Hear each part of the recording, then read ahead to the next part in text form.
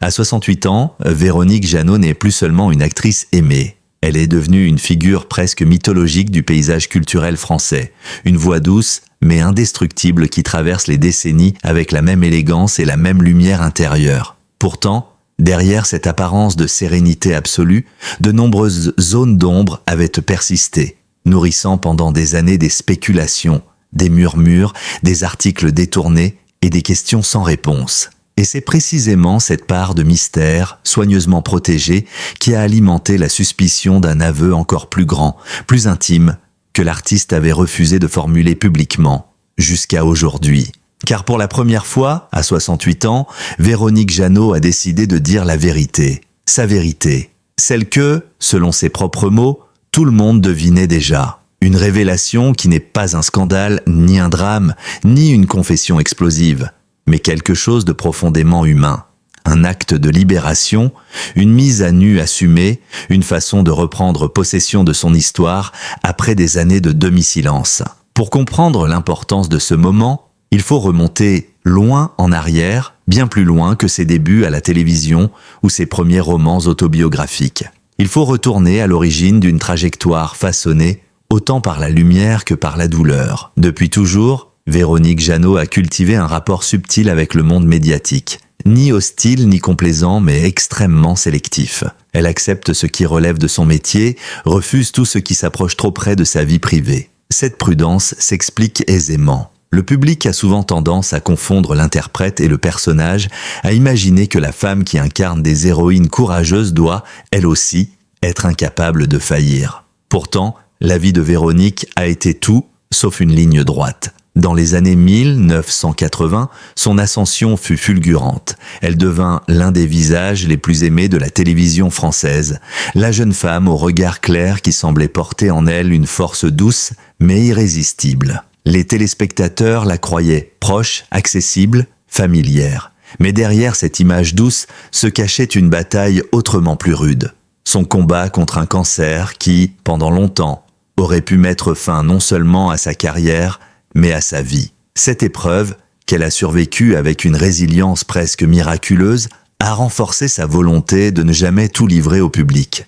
Quand tu t'es battu pour rester en vie, disait-elle souvent, tu apprends à protéger ce qui te reste. Parmi ce qui lui restait, il y avait ses sentiments, ses liens affectifs, ses secrets, et pendant des années, ces secrets ont alimenté une fascination collective dont elle semblait vouloir se détourner. Si l'aveu de Véronique Jeannot intrigue autant, c'est parce qu'il semble lié à l'une des plus belles et des plus mystérieuses histoires d'amour du show business français, sa relation avec Laurent Voulzy. Une relation dont on ne connaît que les fragments, les sourires complices, les chansons qui résonnent encore comme des déclarations inachevées. À l'époque, ils formaient un duo impossible à ignorer. Elle, actrice lumineuse, lui, musicien au charme discret, auteur-compositeur capable de transformer la mélancolie en poésie. Pendant longtemps, les rumeurs ont couru. Étaient-ils ensemble? Étaient-ils amis? Amants? Âmes sœurs ne s'étant jamais trouvés au bon moment? La France entière semblait voir, dans leurs regards échangés, dans cette douceur partagée, quelque chose de plus profond qu'une simple amitié. Eux pourtant, ont toujours choisi le silence, un silence tendre, respectueux, qui disait tout autant que des mots auraient pu dire. Or, aujourd'hui, Véronique l'admet finalement. Oui, il y avait de l'amour, peut-être pas celui que l'on croit, peut-être pas celui que l'on attendait, mais il était là, toujours. Cette confession, qu'elle n'avait jamais osé prononcer ouvertement, résonne comme un écho à une époque où l'amour n'avait pas besoin d'être défini pour exister. À travers cet aveu, elle ne rompt pas le mystère.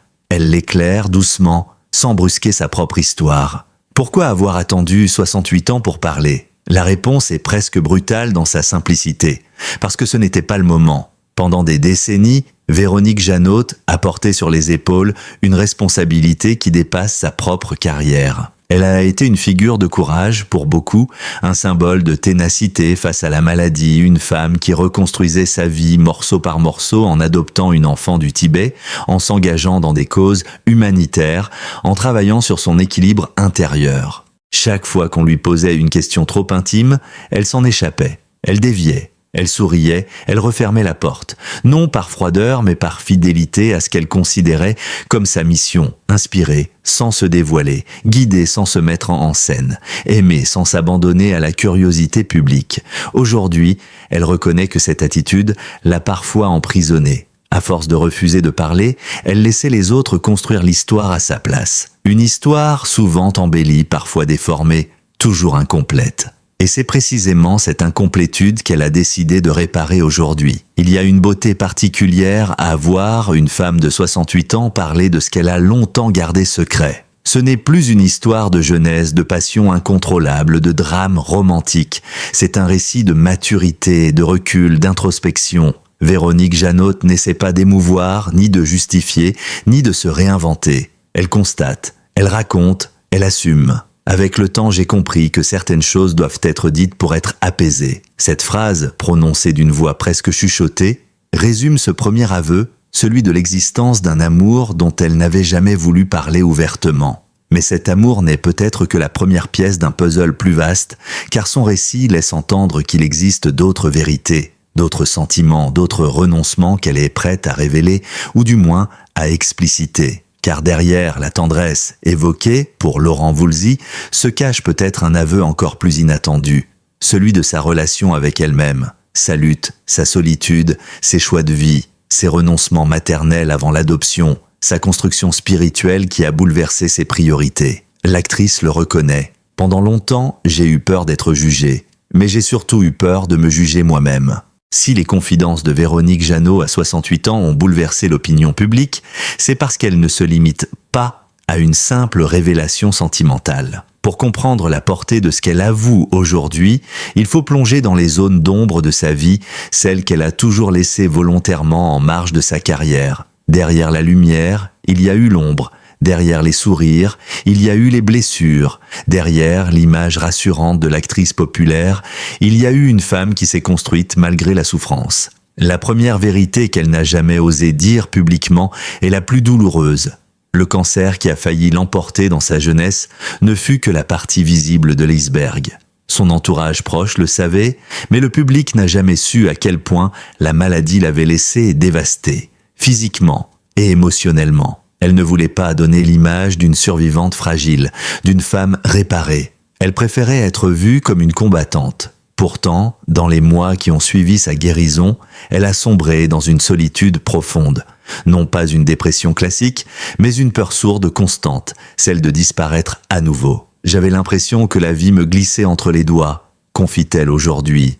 Elle vivait avec l'angoisse permanente de rechuter, de ne plus pouvoir aimer, de ne plus jamais oser faire confiance à son corps. Cette peur silencieuse l'a empêchée de construire une vie affective stable. Elle s'interdisait l'attachement, convaincue qu'elle pourrait mourir du jour au lendemain et laisser derrière elle un vide que personne ne pourrait combler. Les hommes qu'elle a aimés l'ont souvent décrite comme une femme lumineuse, mais insaisissable, une femme présente et lointaine à la fois. L'un des plus grands secrets qu'elle portait en elle, c'était son histoire avec Laurent Voulzy. Bien sûr, ce lien unique, indéfinissable, qui a fait rêver des millions de Français. Mais cet amour-là, aussi romantique soit-il, n'était qu'un fragment d'un passé plus complexe encore. Véronique a vécu d'autres relations. Certaines passionnées, d'autres plus brèves, d'autres encore marquées par des renoncements. Elle avoue aujourd'hui qu'elle s'est souvent éloignée de ses partenaires par peur de ne pas être assez vivante, assez stable, assez sûre d'elle. Et puis, il y eut cet amour avorté, celui dont elle n'avait jamais parlé. Un homme qu'elle a aimé au point d'envisager pour la première fois de fonder une famille. Un homme qu'elle a finalement quitté, persuadée qu'elle ne pouvait pas lui offrir une vie normale. J'avais trop peur de dépendre de quelqu'un et encore plus peur que quelqu'un dépende de moi. Cette phrase, à elle seule, résume un pan entier de sa vie affective. Elle l'aimait mais en distance. Elle rêvait mais avec une prudence excessive. Elle voulait être libre mais au prix d'une solitude affective qu'elle ne s'avouait pas encore. L'un des secrets les plus douloureux de Véronique Jeannot concerne sa maternité. Le public sait qu'elle a adopté une fille du Tibet, Migmar, qu'elle aime d'un amour inconditionnel. Mais peu savent que cette adoption fut précédée d'un long parcours intérieur, d'une réflexion profonde sur ce qu'elle pouvait ou ne pouvait pas offrir à un enfant biologique. Elle admet aujourd'hui avoir longtemps culpabilisé de ne pas avoir été mère plus tôt. Non pas par manque de désir, mais par peur. Peur que sa maladie revienne. Peur de ne pas être capable de transmettre autre chose qu'une fragilité. Peur, surtout, de s'attacher à une vie qu'elle pourrait perdre, ou qui pourrait la perdre. Pendant des années, elle a évité ce sujet. Lorsqu'un journaliste lui demandait « Avez-vous regretté de ne pas avoir d'enfant biologique ?» Elle esquivait. Elle parlait de choix, de chemin de vie, de liberté féminine, mais jamais elle ne laissait transparaître la réalité. Cette question la hantait, mais elle refusait de l'admettre. Son adoption de Micmar fut alors un tournant, presque une guérison symbolique. Elle m'a redonné confiance dans ma capacité à aimer sans peur, dit-elle. Et pour la première fois, Véronique l'avoue. Cette adoption n'était pas un projet réfléchi dès le départ, mais un geste viscéral, instinctif, presque désespéré. Une manière de briser la fatalité qu'elle s'était imposée. Il y a également un autre aspect de sa vie longtemps mal compris, sa spiritualité. Beaucoup ont pensé qu'elle s'était tournée vers le bouddhisme par goût de l'exotisme ou par opportunisme médiatique. En réalité, cette quête fut d'abord une fuite, une tentative de se reconstruire en s'éloignant de l'image publique, en échappant à l'angoisse d'être réduite à son statut d'ancienne malade. Le Tibet, les maîtres spirituels, les retraites solitaires, tout cela lui a permis de redécouvrir une forme de paix intérieure. Mais dans le même temps, cette quête a renforcé son isolement affectif. Elle se sentait connectée au monde mais éloignée des autres. Elle aidait, elle écoutait, elle accompagnait, mais elle ne se livrait jamais totalement. Aujourd'hui, elle reconnaît « J'ai parfois utilisé la spiritualité pour ne pas affronter mes propres peurs. Ce n'est pas une remise en cause, mais une honnêteté nouvelle. » Une manière de dire que la sérénité affichée n'était pas toujours le miroir de son état intérieur. Parallèlement à sa vie personnelle, sa carrière n'a pas été aussi simple qu'elle en avait l'air. Sous le vernis de succès, Véronique a traversé des périodes de doute profond, notamment lorsque les rôles se faisaient plus rares. Le public l'imaginait sereine. En réalité, elle vivait chaque période creuse comme un rappel de la fragilité de sa position. Elle se disait « Peut-être que ma maladie m'a rendue moins crédible, peut-être qu'on ne veut plus de moi, peut-être que je ne suis plus celle qu'on attend. » Elle n'en parlait à personne, son entourage professionnel croyait qu'elle gérait tout avec son éternelle douceur. Mais au fond d'elle, il y avait cette crainte constante de ne plus être choisie, de devenir un visage du passé. Aujourd'hui, elle admet que ces années de silence l'ont affaiblie autant qu'elles l'ont renforcée. Malgré tous ces non-dits, Véronique Jeannot n'a jamais cessé d'aimer son public, mais d'une manière étrange, presque secrète. Elle ressentait pour lui une gratitude immense, mais aussi une distance instinctive, comme si le public était un confident silencieux à qui elle confiait tout. Sauf ce qui comptait vraiment. Alors pourquoi parler aujourd'hui? Pourquoi briser ce silence après tant d'années? La réponse est simple, parce qu'à 68 ans, elle ne veut plus laisser les autres raconter son histoire. Elle veut la raconter elle-même, même si cela signifie révéler des blessures bien enfouies. Et son grand aveu, celui que toute la France attendait, ne concerne pas seulement l'amour, il touche à l'essence même de sa vie. Son rapport à la peur, à la maladie, à la maternité, à sa liberté et à sa vulnérabilité. Ce qu'elle révèle à présent n'est pas une réponse, mais une ouverture, une porte entr'ouverte sur ce qu'elle s'était toujours interdit de dire. Un aveu qui ne concerne pas seulement un amour passé ni une douleur ancienne, mais l'essence même de sa construction en tant que femme. À 68 ans, Véronique Jeannot dévoile enfin ce qui, selon elle, explique tout, ses choix, ses silences, ses engagements, sa manière de vivre. Un aveu intime, profond, bouleversant, et pourtant d'une grande simplicité. J'ai passé ma vie à cacher que j'avais peur, peur d'être aimée autant que peur d'aimer. C'est ainsi que commence la révélation qui, à elle seule, donne tout son sens à son parcours. Pendant longtemps, elle a laissé le monde croire qu'elle était une femme libre, indomptable, insaisissable par nature. On admirait sa force, son indépendance, sa spiritualité, sa douceur mystérieuse. Elle était l'idée même de la femme sereine. Mais elle avoue aujourd'hui que cette image était en partie une construction, une façade, une protection. Je donnais l'impression d'être libre, dit-elle, mais la vérité, c'est que j'étais terrifiée.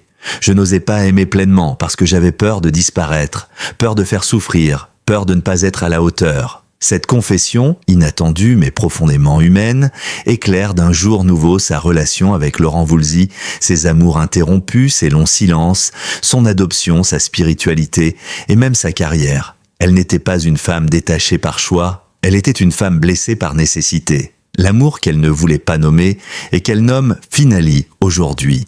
Bien sûr, le public attendait une réponse sur sa relation avec Laurent Voulzy, sujet de fascination depuis plus de 40 ans. Et pour la première fois, elle dit les mots que tout le monde attendait. « Oui, je l'ai aimé. Pas comme dans les contes de fées, pas comme dans les films. Mais je l'ai aimé vraiment, profondément. Ce n'était pas une passion destructive ni un secret honteux. C'était un amour sincère mais empêché. Empêché par les circonstances, empêché par leur vie respective, empêché surtout par les peurs qu'elle portait en elle. Je n'avais pas la force d'être à la hauteur d'un amour si grand, confie-t-elle. Elle raconte qu'ils se sont souvent retrouvés au bord d'une déclaration avant de reculer. Par pudeur, par prudence, par respect. Par peur, elle admet aujourd'hui ce qu'elle n'osait dire à personne. Je n'ai jamais oublié cet amour, mais je n'ai jamais voulu l'abîmer en essayant de le vivre. Cette confession sonne comme une tragédie douce, une vérité qui apaise autant qu'elle bouleverse. Je n'ai jamais su être aimée. La phrase qui explique tout. Au cœur de son aveu final se trouve une vérité encore plus intime que son amour inavoué. Elle n'a jamais su recevoir l'amour. Sa maladie, sa peur de mourir jeune, son hypersensibilité, ses pertes, ses solitudes ont fait d'elle une femme qui donnait beaucoup, mais qui ne s'autorisait jamais à recevoir. Elle avait confiance en son cœur, mais méfiance envers son destin.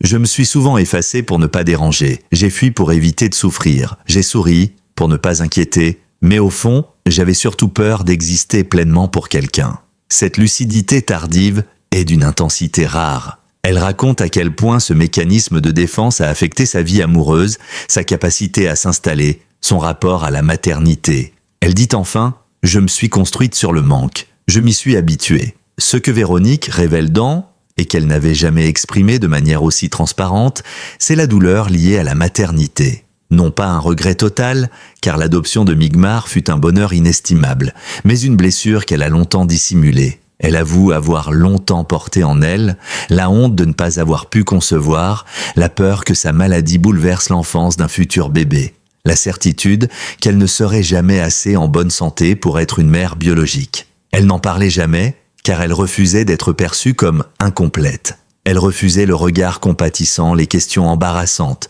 les jugements involontaires. Mais aujourd'hui, elle peut dire « J'ai voulu être mère bien avant d'adopter, mais j'avais trop peur et je n'avais pas confiance en mon corps. » Cette phrase, simple mais déchirante, résume des années de lutte intérieure. L'aveu que personne n'attendait, sa véritable solitude. Beaucoup ont imaginé que Véronique menait une vie sentimentale riche et secrète, rythmée par des passions discrètes. Mais aujourd'hui, elle brise ce fantasme. Ma plus longue relation fut celle que j'ai eue avec ma solitude. Elle ne dit pas cela avec tristesse, mais avec une étrange forme de respect. Elle explique que cette solitude a été sa refuge, son équilibre, sa force. Elle ajoute « La solitude ne m'a jamais trahi. Elle ne m'a jamais abandonné. Elle ne m'a jamais fait peur. Les autres, si. » Cette confession est sans doute la plus inattendue. Elle révèle une femme qui s'est défendue contre la souffrance en choisissant un isolement doux, presque sacré. À la question la plus évidente, « Pourquoi maintenant ?» Véronique répond sans détour, « Parce que j'ai 68 ans, parce que la vie est derrière et devant moi, et parce que je ne veux plus laisser les autres inventer ma vérité. » Elle n'a plus à séduire, plus à se protéger, plus à jouer un rôle. Elle explique que la mort récente de personnes proches a été un choc, une prise de conscience radicale. Le temps des silences est passé, le temps de la transmission est arrivé. Je veux que ceux qui m'aiment sachent qui j'ai été vraiment. Pas seulement l'image, mais la femme. Le véritable aveu, elle a vécu toute sa vie dans la retenue, mais elle ne veut plus retenir rien. J'ai renoncé à trop de choses. J'ai eu peur trop longtemps. J'ai laissé filer des amours, des chances, des vies possibles. Aujourd'hui, je veux simplement être vraie. Ce qu'elle admet enfin, c'est que son existence entière a été dominée par la prudence, par l'autocensure émotionnelle, par un instinct de survie qui l'a souvent empêchée de vivre pleinement. À 68 ans, elle lâche prise, elle dit tout, elle assume tout, elle accepte enfin d'être regardée non pas comme une icône, mais comme une femme. Loin d'être une confession dramatique, cet aveu final est un acte de paix. Véronique Jeannot ne dévoile pas son histoire pour créer un scandale ou alimenter une légende. Elle le fait pour se libérer, pour se réconcilier avec ses choix, pour transmettre une leçon essentielle. Il n'est jamais trop tard pour se dire la vérité, et il n'est jamais trop tard pour aimer. Elle conclut son témoignage par ces mots « Je ne sais pas combien de temps il me reste, mais je veux que ce temps soit vrai. » Et pour la première fois depuis longtemps, elle sourit. Un sourire qui ne cache rien. À la fin de cette longue confession, une évidence s'impose. À 68 ans, Véronique Jeannot n'a plus rien à prouver, rien à fuir, rien à dissimuler. Elle a passé une vie entière à traverser la lumière avec pudeur, à porter la douleur avec dignité, à tendre la main sans jamais réclamer quoi que ce soit en retour. Et pourtant, ce n'est que maintenant, au crépuscule de 6 décennies d'existence, qu'elle ose dire ce qu'elle avait refusé d'avouer si longtemps, qu'elle aussi a douté, qu'elle aussi a eu peur, qu'elle aussi a manqué l'amour, la vie, la tendresse, par excès de prudence ou par instinct de survie. Cette vérité, qu'elle murmure plus qu'elle ne proclame, n'a rien d'un scandale. C'est une leçon rare, précieuse, d'une femme qui a connu les sommets comme les abîmes, qui a aimé sans s'admettre aimée, qui a existé en silence pendant que le monde imaginait pour elle des histoires qu'elle n'osait corriger. Aujourd'hui, ces mots tombent comme une pluie lente et douce, lavant tout, les regrets, les non-dits, les mythes. À 68 ans, Véronique Jeannot est enfin libre. Libre d'assumer ce qu'elle a été, libre de dire ce qu'elle a ressenti, libre de se regarder en face sans détour. Ce qui frappe le plus dans sa confession, ce n'est pas la révélation d'un amour passé, ni le récit des douleurs anciennes, mais la sincérité radicale avec laquelle elle embrasse désormais sa propre fragilité. Une fragilité qu'elle avait transformée en force, presque inconsciemment, mais qu'elle n'avait jamais assumée comme telle. Elle nous rappelle que l'on peut traverser la vie en donnant beaucoup, tout en ayant l'impression de ne pas avoir assez vécu, que l'on peut avoir aimé profondément sans jamais oser l'avouer, que l'on peut se reconstruire 1000 fois sans jamais oser dire à voix haute de quoi l'on s'est relevé. Son aveu n'a rien d'un mea culpa, c'est un héritage, un message pour ceux qui vivent encore dans la peur de parler, d'aimer, de s'assumer. Elle semble nous dire à tous, vivez avant qu'il ne soit trop tard. Ne laissez pas vos peurs décider à votre place et n'attendez pas d'avoir 68 ans pour dire la vérité. Et ce conseil, en apparence simple, porte en lui le poids d'une vie entière. Si vous avez suivi cette histoire jusqu'ici, si vous avez été touché par les confidences de Véronique Jeannot, si son parcours vous inspire ou vous interroge, alors je vous invite à aller plus loin avec moi. Je suis journaliste depuis plus de 15 ans et ma mission a toujours été la même. Raconter la face cachée des destins que nous croyons connaître. Mettre en lumière ce que les artistes hésitent à dévoiler. Comprendre ce qui se joue derrière l'écran, derrière les sourires, derrière les projecteurs. Chaque semaine, je vous propose des analyses, des enquêtes, des récits exclusifs sur les personnalités publiques, leurs vérités secrètes, leurs luttes intimes, leurs victoires silencieuses. Mon travail n'est pas de créer du sensationnel. Mon travail est de faire entendre l'humain, même lorsque l'humain se cache derrière les strass. Si cette histoire vous a ému, si cette enquête vous a éclairé, si vous souhaitez continuer à découvrir ce que personne d'autre n'ose raconter, alors je vous invite chaleureusement à vous abonner à ma chaîne, liker la vidéo, laisser un commentaire pour dire ce que vous avez ressenti. Activez la cloche pour ne rater aucune enquête future. Votre soutien est essentiel. C'est grâce à vous que je peux continuer à produire ces reportages approfondis, à donner la parole à ceux qui n'ont jamais été vraiment entendus, à plonger dans les zones d'ombre où se cachent les vérités les plus importantes. Vous abonner, ce n'est pas simplement cliquer sur un bouton, c'est rejoindre une communauté qui veut comprendre, réfléchir et ressentir. C'est faire partie de celles et ceux qui refusent la superficialité, qui veulent te voir, ceux qui se jouent derrière les rideaux, qui veulent entendre les confidences que les artistes ne confieraient à personne d'autre. L'histoire de Véronique Jeannot n'est pas seulement celle d'une actrice. C'est l'histoire d'une femme qui a survécu, qui a aimé en silence, qui a grandi dans la peur et mûri dans la paix. C'est l'histoire d'une renaissance tardive, d'un courage discret, d'une vérité enfin assumée. En partageant aujourd'hui ce qu'elle avait eu pendant si longtemps, elle devient plus que jamais un symbole. Celui d'une femme qui n'a pas attendu l'approbation du monde pour se révéler, mais seulement l'instant où son cœur était prêt. Et maintenant que cet instant est arrivé, il nous reste à l'écouter, à la comprendre, et peut-être même à apprendre d'elle. Merci d'avoir lu cette enquête jusqu'au bout. Merci d'être resté, d'avoir ressenti, d'avoir réfléchi, et si vous souhaitez continuer ce voyage au cœur des vérités cachées de ceux que nous admirons, abonnez-vous dès maintenant, laissez un commentaire et retrouvons-nous très vite pour une nouvelle histoire vraie. Parce que derrière chaque visage, il y a un secret. Et derrière chaque secret, Une vérité qui mérite d'être racontée.